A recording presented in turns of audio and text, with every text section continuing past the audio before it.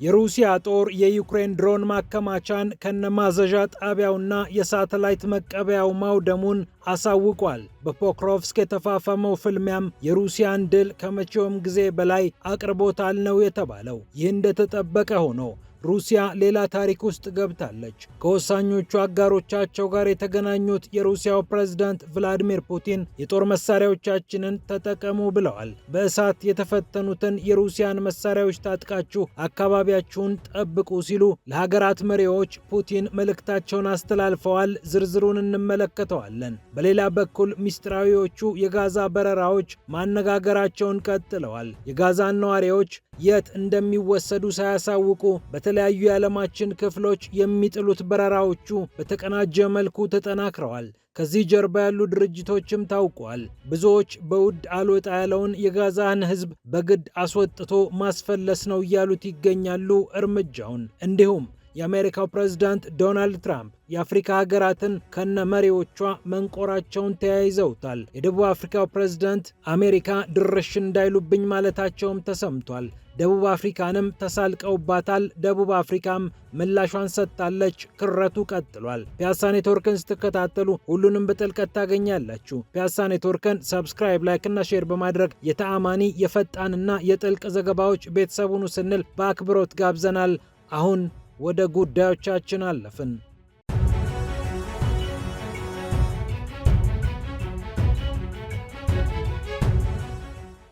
ዩክሬን በ24 ሰዓታት ውስጥ ከ275 ወታደሮች በላይ አታለች አለ የሩሲያ የመከላከያ ሚኒስቴር። በፖክሮቭስክ ትንቅንቁ ቀጥሏል። የሩሲያና የዩክሬን ጦር እልህ አስጨራሽ ፍልሚያ ላይ ይገኛሉ። ሩሲያ ክራስኖርሜስክ የምትላት ዩክሬኖቹ ደግሞ ፖክሮቭስክ ብላ የምትጠራት ይህች አካባቢ ላለፉት ዓመታት ከባድ ትንቅንቅ ላይ እንደቆየች ይታወቃል። ወሳኟ የሎጂስቲክስ ማስተባበሪያ ለዩክሬን ጦርም እንደ እስትንፋስ የምትታየው ፖክሮቭስክ የሩሲያ ጦር አይኑንም ጆሮውንም ጥሎባት በከፍተኛ መጠን ትኩረት አድርጎባት እያጠቃት ይገኛል። ፖክሮቭስክን ሙሉ ለሙሉ ለመያዝ ከፍተኛ ጥንቃቄ የተሞላበት ዝግጅት እያደረገች የምትገኘው ሩሲያ አሁን ደግሞ በተለያዩ ጊዜያት የምትፈጽማቸውን ጥቃቶች አጠናክራ ቀጥላ ድሉን እንድትቀርብ ሆናለች ነው የተባለው። ባለፉት 24 ሰዓታት ብቻ 275 የዩክሬን ወታደሮችን ደምስሻለሁ፣ ታንክ አቃጥያለሁ፣ 4 ብረት ለበሶችና ሌሎች ተሽከርካሪዎችንም አውድሜያለሁ ብሏል የሩሲያ የመከላከያ ሚኒስቴር። በክራስኖርሜስክ ወይም በፖክሮቭስክ አቅጣጫ የተደረገው ፍልሚያ የሩሲያ የበላይነት ነበረው ይላል መግለጫው። ያግ እየተባለ የሚጠራው የጦር ክፍልም ቫስዩኮቭካ የተባለችዋን በዶኔትስክ ክልል የምትገኘዋን አካባቢ እንደተቆጣጠረ ጦሩ ጨምሮ ገልጿል። ቫስዩኮቭካ የተባለችው መንደር እጅግ ጠቀሜታ ያላትና በወታደራዊ ቋንቋ ስትራቴጂክ የምትባል አይነት ነች። በተለይ በቀጣይ የሩሲያ ጦር ለሚያደርገው ጉዞ እንደ ትልቅ ስንቅ ትታያለች። በቀጣይ ስላቪያንስክን ለመያዝ የሩሲያ ጦር የሚያደርገውን ግስጋሴ ለማፋጠን ይህች መንደር ወሳኝ እንደሆነች ከሞስኮ አካባቢ የወጡ መረጃዎችን ጠቅሶ ስፑትኒክ ዘግቧል። የዩክሬን ጦር በሰሜን ምዕራብ ፖክሮቭስክ አካባቢ ገትሮ ለመከላከል ያደረገው ጥረት እየከሸፈ እንደሆነ ያሳወቀችው ሞስኮ በዚህ አቅጣጫ የሩሲያ ጦር ሰብሮ እየገባ ነው ብላለች። ፖክሮቭስክን ሙሉ ለሙሉ ለመቆጣጠር አሁንም የሩሲያ ጦር በድልና በሞራል እየገሰገሰ መሆኑም እየተሰማ ነው። የሩሲያ ጦር የወሰደው ሌላው እርምጃ የዩክሬን የድሮን ማከማቻን እንዲሁም የማዘዣ ጣቢያን መምታቱ ነው። የሳተላይት መቀበያ ጣቢያዎችንም አውድሜያለሁ ብሏል የሩሲያ ጦር። እንዲሁም ጦሩ የሚጠቀምባቸውን የኃይል መሰረተ ልማቶች ዶግ አመድ እንዳደረገ ሞስኮ አሳውቃለች። አሜሪካ ሰራሾቹን ሂማርስ የሮኬት ስርዓቶች እንዲሁም 263 ድሮኖች ከኔፕቲዩን ሚሳኤል እና ከሌሎች መሰል ስርዓቶች ጋር ድምጥማጡን እንዳጠፋች ሩሲያ አሳውቃለች። ባለፉት 24 ሰዓታት ብቻ ሟችና ቁስለኛው ሲደመር 1355 እንደሚጠጋ የሩሲያ ጦር አሳውቋል። ከዛው ከሩሲያ ጉዳይ ሳንወጣ የሩሲያው ፕሬዝዳንት ቭላዲሚር ፑቲን ሩሲያ ሌላ ታሪክ ውስጥ ገብታለች ያስባለውን ንግግር ተናግረዋል። ከአጋሮቻቸው ጋር በነበራቸው ስብሰባ ነው ፑቲን ይህንን የተናገሩት። ኮሌክቲቭ ሴኪሪቲ ትሪቲ ኦርጋናይዜሽን የተሰኘ ሩሲያ በአካባቢዋ የሚገኙ ሀገራትን ሰብስባ ያቀፈችበትና በጋራ የጸጥታ ጉዳዮች የሚመከር አንድ ጉባኤ እንዳለ ይታወቃል። ይህ CSTO እየተባለ የሚጠራው ጉባኤ ሀገራቱ በማህበር ደረጃ እንዲታቀፉ ወታደራዊ ህብረት እንዲፈጥሩም ያደረገ ነው። ከሩሲያ ውጪ ቤላሩስ፣ አርሜኒያ፣ ካዛኪስታን፣ ኪርጂስታን እና ታጂኪስታንን ይዟል። እናም እነዚህ ሀገራት በእሳት የተፈተነውን የሩሲያ የጦር መሳሪያ እንዲታጠቁ ከፑቲን ግብዣ ቀርቦላቸዋል። በጋራ ሰብሰብ ብለን ሽብርተኝነትን መዋጋት፣ ሌሎች ወንጀሎችን መከላከል ብቻ ሳይሆን የጋራ የመከላከል ስርዓት አበጅተን አካባቢያችንን ነቅተን መጠበቅ አለብን። ዘመኑ ይህንን እንድናደርግ ይፈቅድልናል ወይም ያስገድደናል ያሉት ቭላዲሚር ፑቲን የሩሲያ የጦር መሳሪያዎችን እነዚህ ሀገራት እንዲጠቀሙ ግብዣ አቅርበውላቸዋል። የኛ የጦር መሳሪያዎች በአውደ ውጊያ የተፈተኑ ናቸው ሲሉ ፑቲን ስለ ጦር መሳሪያዎቻቸው አውርተዋል። በኪርጂስታን ይፋዊ ጉብኝት ያደረጉትና በዚሁ ጉባኤ ላይ ንግግር ያቀረቡት ፑቲን ሩሲያ በወታደራዊ ቴክኖሎጂ መሪ የሆነች እንደሆነም አረጋግጠዋል። ይህ መሪነቷ ደግሞ በአካባቢው ለምትጫወተው ሚና ትልቅ እገዛ እንደሚያደርግ አረጋግጠዋል ቭላድሚሮቪች ፑቲን።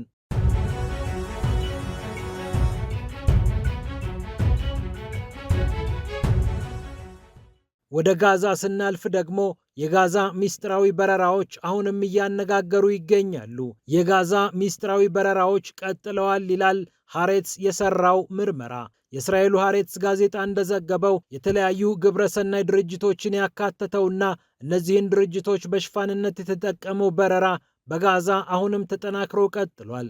በጋዛ የሚኖሩ ፍልስጤማውያንን ቀስ በቀስ ከጋዛ በማውጣት ወደ ተለያዩ ሀገራት የመላክ እዛው እንዲኖሩ ወይም እንዲቆዩ በማድረግ ጋዛን የመቆጣጠር ረጅም እቅድ እንዳለውም እየተነገረ ይገኛል። አልማጂድ ዩሮፕ የተባለ አንድ ግብረሰናይ ድርጅት ነው የተባለ ድርጅትም ከዚህ ጀርባ ከፍተኛ ሚና እየተጫወተ እንደሆነ ተሰምቷል። ይህ ድርጅት ከእስራኤል ጋር ጥብቅ ትስስር እንዳለውም እየተነገረ ይገኛል። ይህ ድርጅት ለሕክምና፣ ለተለያዩ ማህበራዊ ጉዳዮች እና መጠለያ ለማግኘት በሚል ከዚህም ከዚያም የሚያነሳቸውን ፍልስጤማውያን ቀስ ብሎ በአውቶቡስ አስወጥቶ በአውሮፕላንም አሾልኮ ወደ ተለያዩ ሀገራት የመውሰድ ስራ እየሰራ ነው ተብሏል። በቅርቡ ወደ ደቡብ አፍሪካ ድንገት 153 ፍልስጤማውያንን ይዞ የበረረው በረራም እንዲሁ መነጋገሪያ እንደነበር ይታወቃል።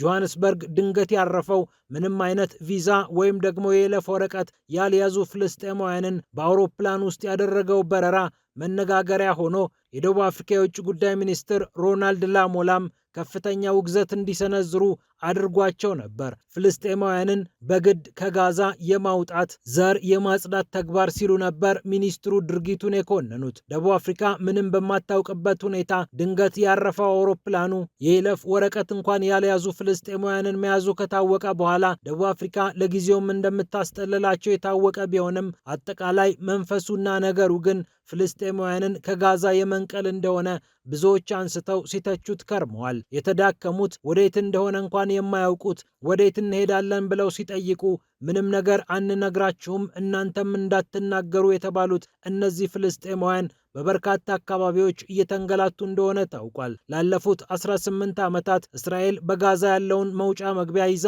ፍልስጤማውያን የሚገቡበትንም የሚወጡበትንም መንገድ ስትቆጣጠር ኖራለች።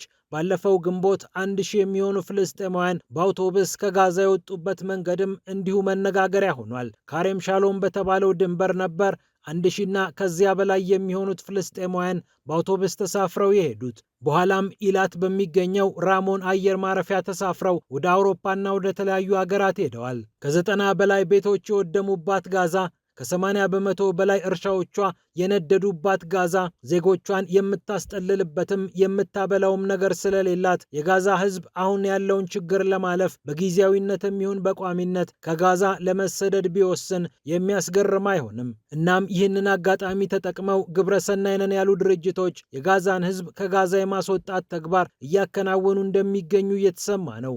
በሃንጋሪ ቡዳፔስት አልፎ ወደ ኢንዶኔዥያ እና ወደ ማሌዥያ የደረሱ በረራዎች እንደነበሩም ዘገባው ጠቅሷል።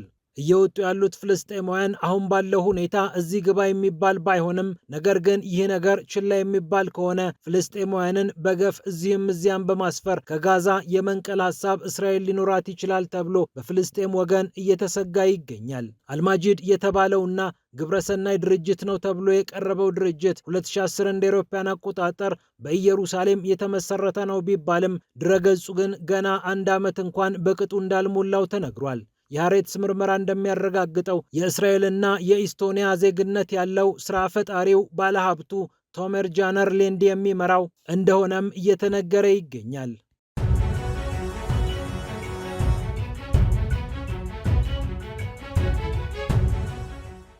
በመጨረሻም የአሜሪካው ፕሬዝዳንት ዶናልድ ትራምፕ አፍሪካንና መሪዎቿን መዘርጠጥ መንቆር ቀጥለዋል። አፍሪካዊቷ ሀገር በፍጹም የቡድን 20 አባል ሀገር መሆን የለባትም፣ አትመጥንም ነው ያሉት ዶናልድ ትራምፕ ይህንን ትችት የሰነዘሩት በደቡብ አፍሪካ ላይ ነው። በደቡብ አፍሪካ የቡድን 20 አባል ሀገራት ስብሰባ አልሳተፈም ብለው የቀሩት ደቡብ አፍሪካ ነጮችን ትገድላለች፣ ጸረ ነጭ የሆነ መንግስት አላት በማለት ወደ ደቡብ አፍሪካ እንኳን መሄድ ሚኒስትር እንኳን ያላኩት ዶናልድ ትራምፕ ፕሪቶሪያን በከፍተኛ መጠን ኮንነዋል።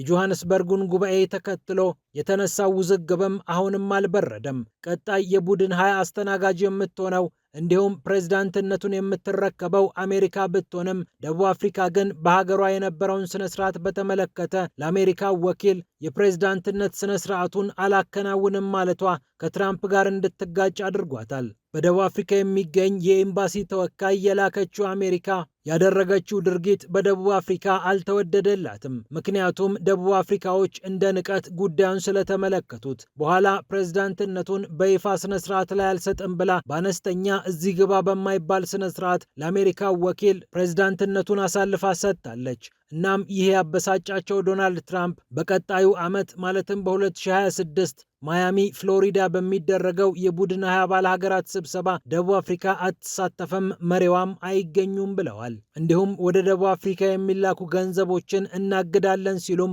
ማስጠንቀቂያቸውን አስቀምጠዋል።